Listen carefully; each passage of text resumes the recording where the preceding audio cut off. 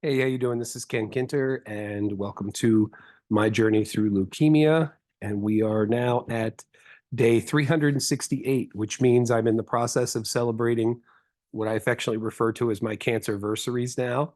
I was diagnosed on April 17th of last year, and I was in the hospital on the 13th. So I have been reflecting on the last year and how I've been doing, and I'll provide an update later on. So part of this has been about going through the emotional process of these anniversaries and thinking about where I was in terms of how life was before the illness and how life was in the active stage of the illness when I didn't know what was going on. And then going through um, what's happened since then. And it's been a very interesting journey so far. Um, the first thing is I'm grateful to still be here at a year. And I'm in definite better health than I was this time last year when I was still in the hospital. And actually, at this point, I think they were just starting chemo because it took them 3 days to get me ready to the point where they felt like I could withstand chemo because my liver and my kidneys were in such terrible shape, and I was running these horrible fevers at night. Night sweats is one of the hallmark symptoms of leukemia, apparently, along with all the dizziness. And it's interesting. We'll talk about that because the liver thing has come back around again. So what I'm learning, um, and in the last week, I've had a couple new things go on as well. One is somebody put the idea in my head about writing a book about all this stuff, and I know everybody thinks they have a story that can be worthy of a book, and who knows, but I may end up writing it all down anyway, and I've got the videos to help me go through it. So I may actually try to write a book about this in the hopes that it helps someone else who's being diagnosed and going through this process that I've gone through, because it does seem pretty common. So that will be something to do. And also, I'm also in the process of looking for other ways to use this experience to help. And I'm working with a local housing provider because they have residents that are terminally ill and dying. And I'm trying to help work with the staff so that they can support their staff and also to help support the residents a little bit more. So I'm always looking for those silver linings that come out of this. Excuse me. So one of the major things that I've reflected on is the different stages of going through a diagnosis and an illness like this. And stage one is when the disease, in my case, leukemia, tries to kill you. Stage two is when the treatment tries to kill you. That is by going through all the infusion and the chemotherapy and having to withstand all that, which is no picnic at all. Then we get to stage three, and stage three is when you start to emerge from the damage of the illness and the damage of the chemo, and you're looking to see how much you can get back. And I would compare that to people that have had a stroke, where you have a stroke and you lose all these abilities, but then you gain as many of them back as possible. And hopefully you gain back to where you were when you started, or at least close. So I'm not pretending that I'm exactly where I was before all this happened. I would put it around 80, 85%. And part of that is just me being careful. And part of that is stuff that is still with me from the illness and from the treatment. For example, since I finished infusion, which was the 11 inpatient stays, and that's the part that I jokingly referred to before about the treatment trying to kill you, it is because of being immunocompromised. I've had RSV and I've had the flu and I've had COVID another time. And more recently than that, I went a month without having any ANCs, which is basically the fighting part of your white blood cells. So I basically didn't have an immune system for like a month. And now chemo has been stopped because my liver numbers are really, really bad. Um, and I've completely stopped drinking, and I'm trying to change my diet so that I can be a little more liver friendly.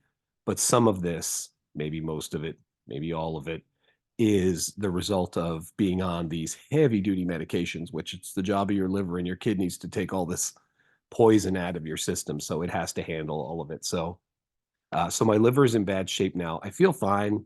sleep fine, appetite fine, energy fine, but very, very concerned about the liver, and they can't continue treatment while my liver is so compromised. So, um, in 2 days, I'm going in to get an ultrasound of the liver, and they've also stopped everything, giving my liver a chance to hopefully breathe and recoup.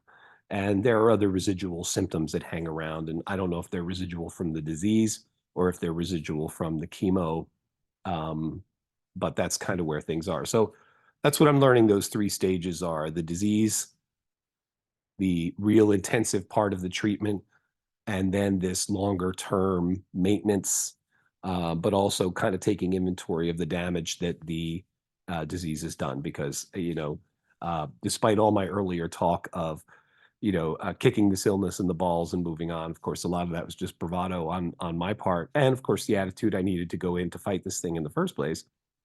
Um, and then now it's kind of living with this, and I've referred to the sprint turning into a marathon, and this is where you sort of settle into the marathon.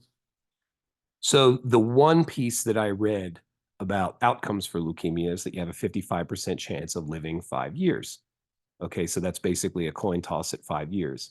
So my life from here consists of a 5-year plan, hopefully to be renewed by another 5-year plan after that. And I noticed that has changed my attitude about a great many things. It's changed how I view my weight. It's changed how I view money. It's changed how I view my dissertation, which were the 3 things that I probably spent most of my time worried about.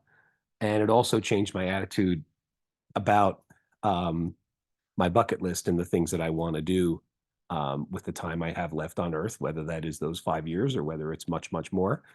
Um, I have some major items on the bucket list, most notably, as you've already probably heard, a trip to Egypt to see the pyramids and the Valley of the Kings and the new museum and the Nile, and all those things. And it's just prioritize those things because I don't want to leave here without having done some of those things, the big things, the top items on the bucket list. I think when people make a bucket list, they encourage you to write up to about 100 things. But if you boil those 100 things down, there's probably like a top 10 in there somewhere of the things that really need to be, maybe even less. And I'm definitely trying to get those done. So, and then I'm also still processing this on an emotional level. Um, this illness and the treatment and the whole experience has given me an opportunity to help and serve other people differently than I have before.